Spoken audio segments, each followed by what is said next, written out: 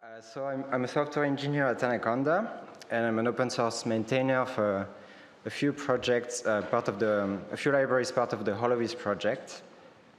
And as a bit of a disclaimer, I'm not a tech writer, so I don't have like a deep background in documentation. What you'll get today is really the output of some very, very practical experience we had. So that's a little story I'm going to tell you, and that's in 4 parts. It starts pretty bad with our docs really needed some love. It gets better. We find a framework called Diataxis, and then that's the action part of the movie where we are implementing the framework. The action is a bit limited. Don't get your hopes too high. And then some lessons learned. So the cast, so we have these first 2 libraries, Panel and hvPlot. They are part of this ecosystem of tools called HoloViz, whose aim is to make data visualization better, more powerful in the browser and in Python. You can have a look at all these tools. They are pretty cool. The first one, Panel, is a framework to build web apps, data apps only in Python. It's very similar to Streamlit, Dash. Someone presented a nice GUI the other day. It is our most popular library. hvPlot is a simple, it's a simple plotting API. It's based on the pandas.plot API, and it extends it. And by default, you get interactive plots. So, very simply, you can get super nice plots just by changing an import. And the last characters, this framework, so Diataxis. The tagline of the framework is a systematic approach to technical documentation authoring. It is pronounced Diataxis, I believe. I watched the video from the author of the framework. I pronounced it Diataxis for 3 years, so I'm going to say it again, I'm sure. And it is apparently from ancient Greek, dia for across and taxis for arrangement. So the problems. Okay, so first one kind of meta problem is I think documenting open source projects in general is pretty hard. You don't get much funding for that. People pay for new and fancy features. Contributors prefer to develop, write code. People will fix typos, but really refactoring docs in a major way, that's going to be hard to find. Developers don't like writing docs. This I leave it up to you to answer for yourself with your own conscience. And what personally I find difficult with documentation is really context switching. Writing docs is a very different mode of working. The mental activity is very different compared to writing code. And I only feel comfortable when I do it for a while, which I don't get the chance to do that so often. Another set of problems is something I've called the user guide party gone wrong. And when you visit the websites of Python projects, often you will find this common layout with a getting started, then user guides and an API reference. And when the project is small, you have a small set of simple and well-ordered user guides. And as the project grows, you'll get more and more user guides. And in the end, you'll find out you have just a giant mess of user guides. They have all sorts of different kind of content. And that's not great for users because they don't really know, there's no orders, there's no structure really, so do they have to read them all? Do they have to know everything about, all the user guides? But that's also not great for contributors. You add a new feature to a library, and you're oh, where do I document this thing? Well, maybe I'll just add a new user guide, and you contribute to the mess, of course. And so more specifically to our use case, so we knew our docs needed some love, also because, we are users of our tools, but a couple years ago we did a survey, and we asked people, what do you want us to do, basically? And by far, they wanted better documentation. So there was a clear signal we had to do something. To describe the problems for each library, so Panel is a large framework. It's kind of batteries included framework, so that adds to the challenge of documenting it. It's also in a space that is like really competitive with Streamlit and other really kind of more famous packages. And they have much better docs, and we felt really uncomfortable knowing that people wouldn't choose our tool, not because it doesn't have the features they want, but because the docs is a mess. And it clearly suffered, yes, from this growing number of messy user guides. So that's a screenshot from before we did the whole refactoring. And hvPlot was in an even worse place. Somehow it had no API reference. The user guides had the mixed kind of content. There was a small getting started, but not really clear learning path beyond that. And we had no examples gallery, and normally like visualization libraries have a pretty example gallery where you can go and just see what they can do and find examples that you will use for your own code. So we had a lot of work to do there. The solution, so a short intro, so Diataxis. So that's a guide to help you author technical documentation. You find it all on this website, and I really recommend, if you're interested in it, to just read it. It's very well written. It's very good. And it was created by Daniele Procida. And just a few words about him, because it's interesting. And I don't know him, never interacted with him. So I think he was involved in the Django project some years ago. Seems to be an active member of the Python community, helping organizing events.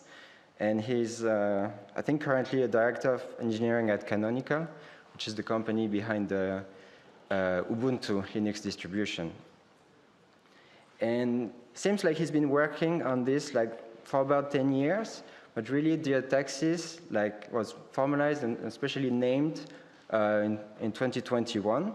And this is about the time when we started to hear and read about it.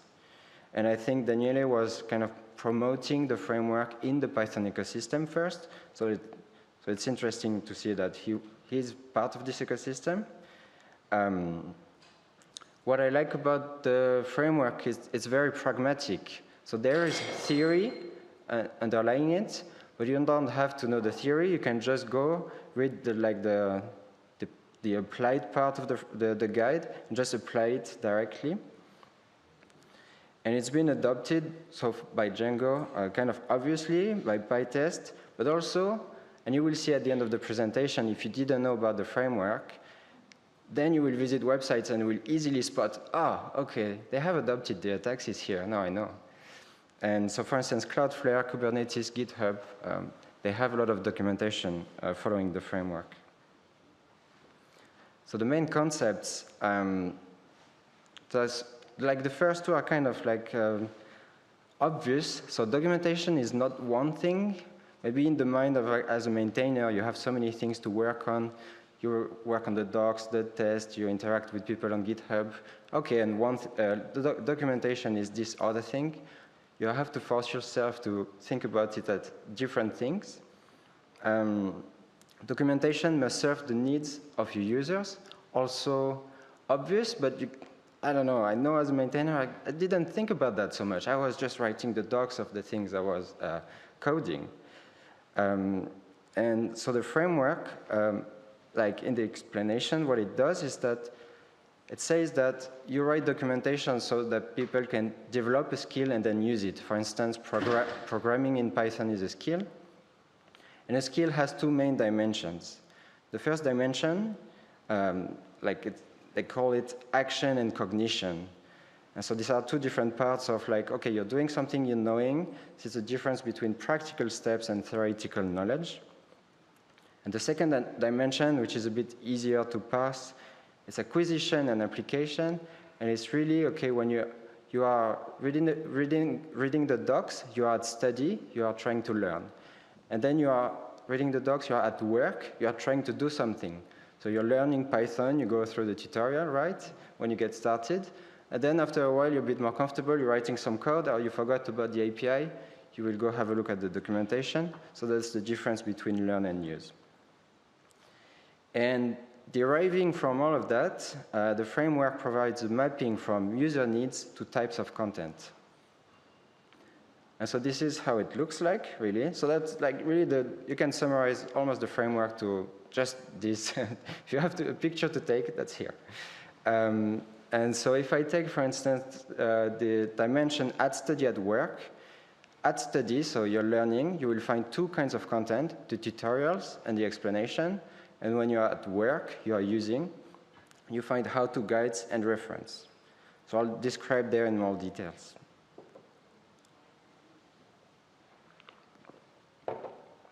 So the first one, the reference, it's pretty straightforward. You're used to that. That would be, for instance, your API reference. It is information-oriented. That contains the technical description. It is complete, reliable. It is boring. You don't read it entirely, but you consult it. Like, it's very useful. And an example outside of programming is that would be a Wikipedia page. How-to guides are also quite, I think, easy to understand. They are goal-oriented. They address like a real-world problem a user would have. So they are, in this part, remember, we are using the tool, right? So they are trying to do something, and it's like, oh, how do I do that? And you have written a guide specifically for this part.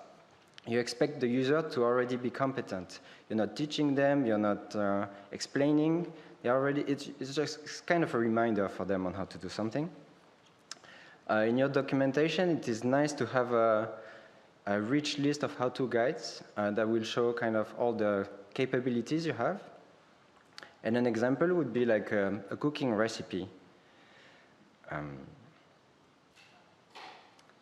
Explanation next. So now we get into the part where we are learning. So explanation is understanding-oriented. It provides context, background, clarity. It answers questions like why, how does it work. It establishes connections between different concepts you may have in your library or your product. And an example is, I just found this article, like, why do we crave chocolate?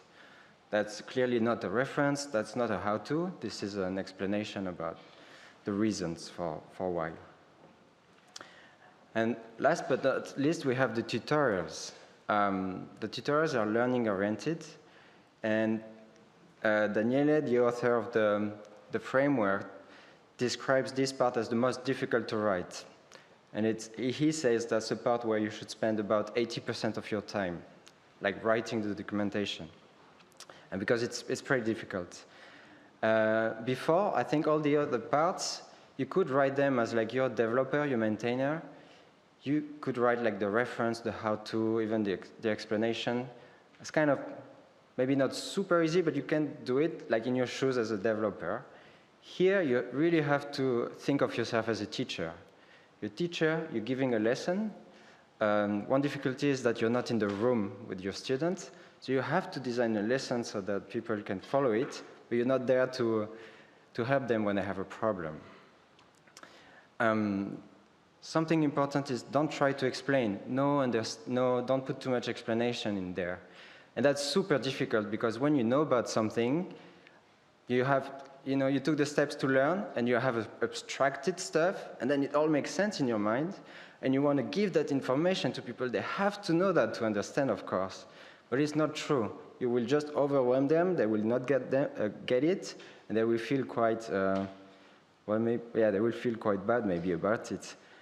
And because the truth is that people learn by doing and not by reading. It would be so nice if you would read a mathematics book, and then that's it. I know mathematics. Cool. No, that's not how it works. You have to do stuff. You have to use your hands. And so a tutorial has to be designed in a way that it inspires confidence, it is an enjoyable experience, and the output of the tutorial must result in success. And so an example is you're teaching someone, a kid, how to bake a cake for the first time. It doesn't really matter that they understand, it doesn't matter at all that they understand the chemistry of what's going on, that they remember everything by heart. What is really important is that it's successful and they have fun, and in doing so they will learn. And so I'm done presenting the framework. So let's get into the implementation. So we started with panel about, it was two years ago. And we had this goal for the 1.0 release of Panel to make like redo the docs because we knew it was pretty bad. So there was a team of 3-4 contributors and maintainers. I was not really part of this team. I was more an observer at the time there. And so what they did, they decided to adopt kind of a top-level structure. So when you would visit the landing page, you would see tutorials, explanation, how-to, reference. They came up for the release with a few explanation pages. There were no tutorials. And then what actually they did was to focus, most of their focus was on breaking down the user guides into how-to guides. So, and they started with a kind of mapping exercise, taking each user guide and deciding, okay, this user guide is going to become this many how-to guides. That allowed them to distribute the work among contributors. And each how-to guide was written in a way so that it was really short and focused. And when they were done with all this work, which was quite a lot, they removed all the user guides. The lessons learned already after this first experiment with Panel was it was a kind of complete overhaul in one release of the docs. I think that was pretty stressful for the team. And so probably do gradual releases. There's kind of no need. And this is actually what the framework says. Diataxis is pretty clear in the way that it says, oh, really, don't attempt to do this whole documentation overhaul because you're bound to fail. It's going to be too much. Just pick one spot in your documentation, think about what kind of content it is or what you want it to become, and then by gradually, iteratively working this way, the structure will emerge from that.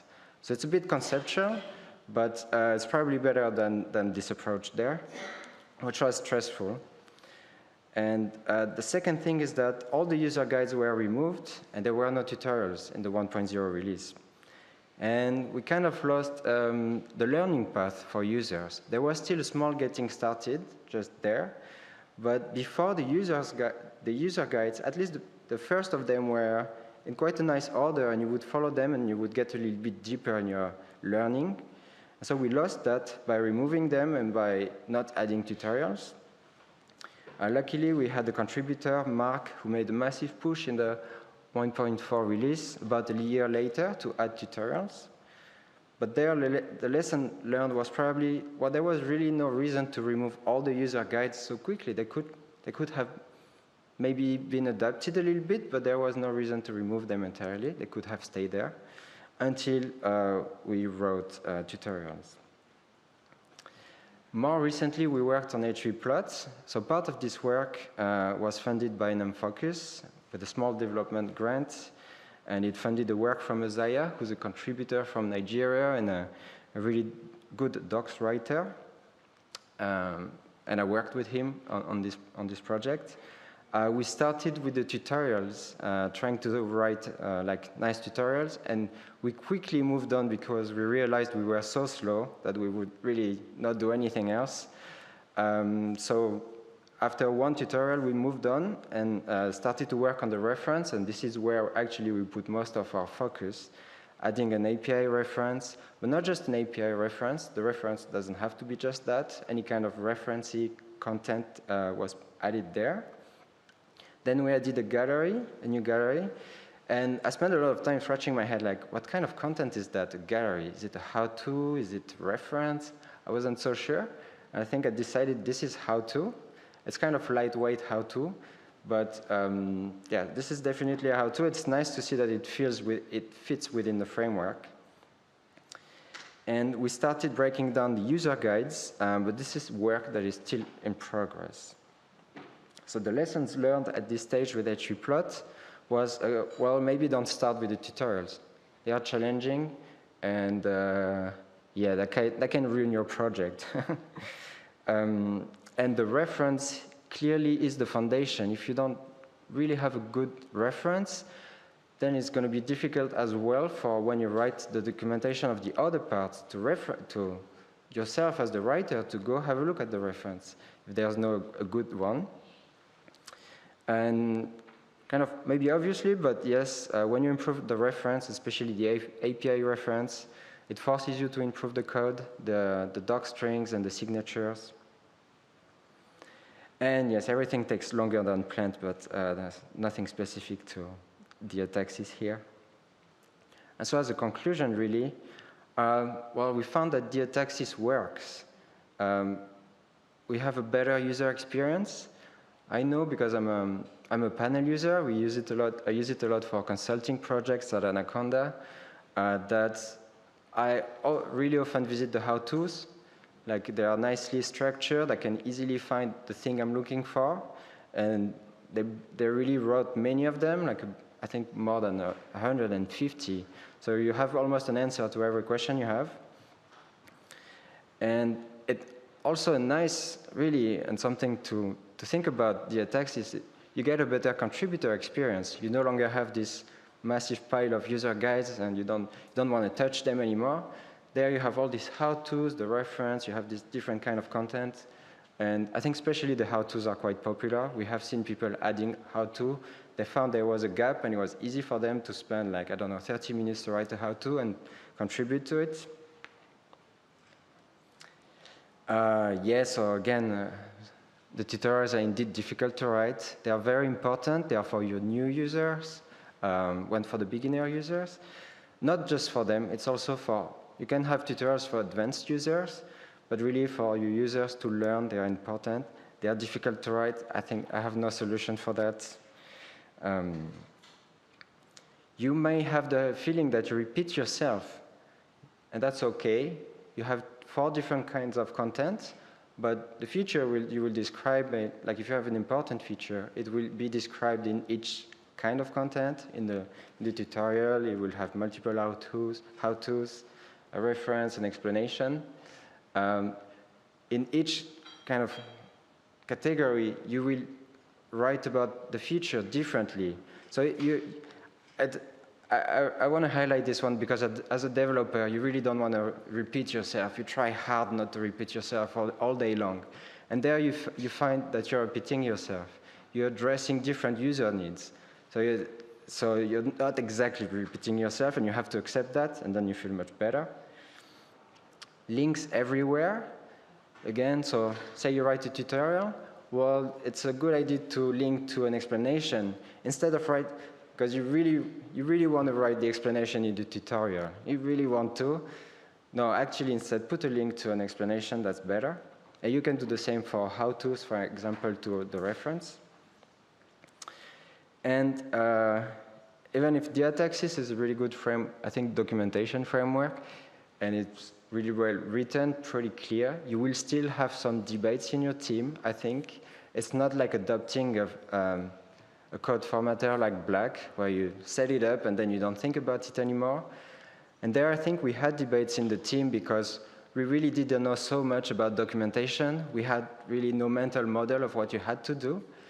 And we had to accept that things were to be done this way. And that's quite a big departure from just the user guides. And so we had talks, but in the end, we managed to agree and get a consensus on how we wanted to do things. And that's the end. Thank you for your attention.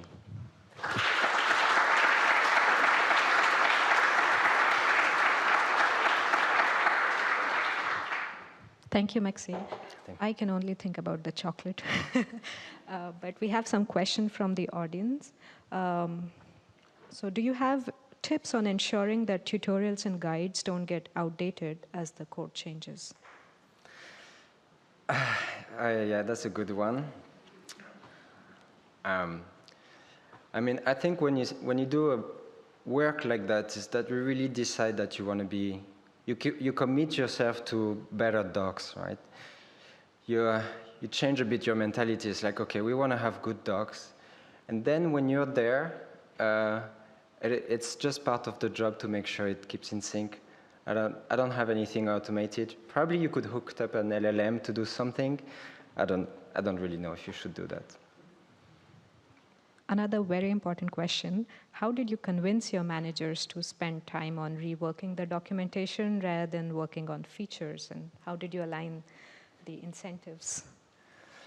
Well, here, for example, we have this use case with Panel, where Panel was created, like it was in 2018, and there were not so many alternative libraries to create web apps in Python. I think Streamlit was created about the same time. Dash was before, but that was pretty much it. There were 3 or 4 libraries. And now if you have a look, there are like 50 libraries that do that. And many of them are funded. These are startups. And they all tend to have pretty good docs. They have people whose job is to do that. So that's the kind of incentive we had. It's like, okay, if we don't do anything, then we'll, it's going to end soon for us. So what's the difference between tutorial and how-to? So the way I see it, the main difference is like when you write a how-to, it's for someone who's working. So you're addressing really they are doing some data analysis, and with PyTorch, they want to do how to do something specific. They have to quickly find that spot in the documentation and to get back to their work. Tutorial is different. They decided to sit and spend time to learn something. And so it will be a bit more extended. It might be just a bit more explanation. And yeah, that's the main difference. Did the new structure help with the contributors adding more information, or is the new information now better structured? Yes, I did. We definitely have more contributors too. So the work on hvPlot is more recent, as of this year.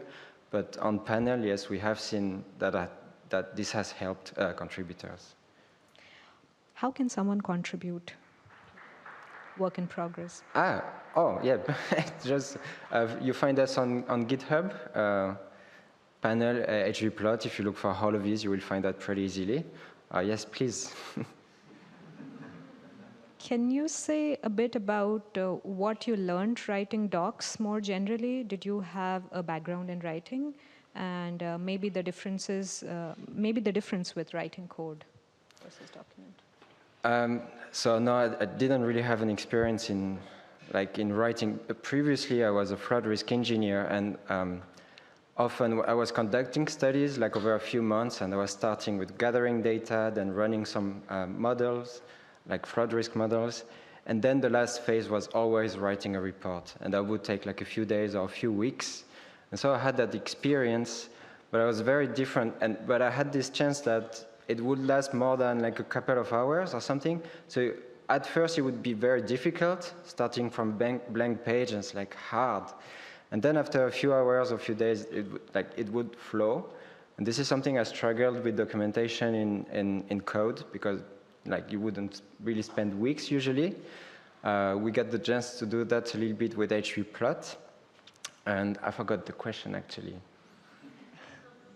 So just wanting to know what did you learn about writing docs more generally? Or let me just go to a next question, okay. Please.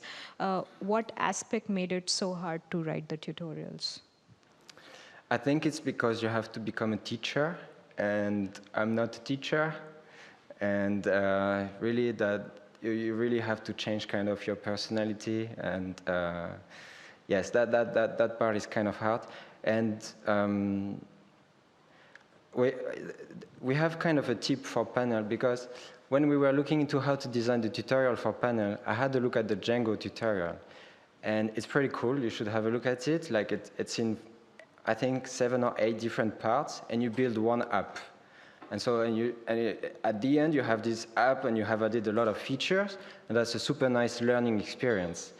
And I had in mind that it would be cool to do the same thing with Panel, but this is actually extremely hard to write, because you have to find a really cool app to build, and then you have to build it in such a way that it will expose users to the features you want them to be exposed to, and the beginner users. And so what we did instead, it was like, the tutorial is a kind of series of small user guides focusing on different features. So it's not building one app, but it's exposing the user to the small breaks and easy ways that they would need to build like a basic app. Thank you. I think that's all the time we have for questions. Please feel free to connect with Maxime after the session if you have more questions. And Another round of applause. Thank you.